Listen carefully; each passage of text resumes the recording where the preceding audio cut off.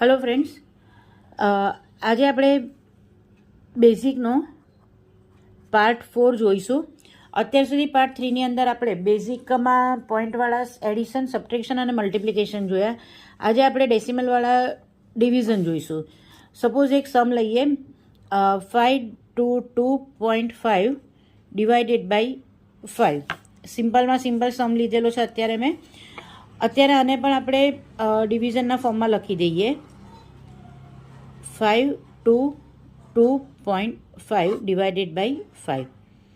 Okay, આની અંદર આપણને ડિવિઝન કરવામાં તો પહેલાં 5 છે અને અત્યારે આની અંદર પહેલો ડિજિટ જોઈએ. તો 5ના ટેબલમાં 5 આવે છે કે નહીં તે જોઈ લેવાનું.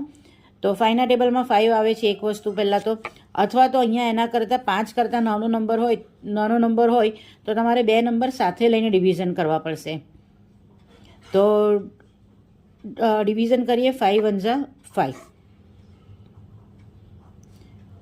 5માંથી 5 જાય તો 0. હવે નીચે ઉતારવાનો છે ખાલી 2ને. ઓકે, તો 5ના ટેબલમાં 2 નહીં આવશે, તો 5ના ટેબલમાં નથી આવતો એટલે ભાગ નહીં ચાલે, તેનો 0 મૂકશું. પછી ઉતારશું બાજુમાંથી 2. તો 5ના ટેબલમાં 22 આવવા જોઈએ. જો 22 નહીં આવે તો એના કરતાં નાનો ડિજિટ આવવો જોઈએ. તો 5 4 જા 20.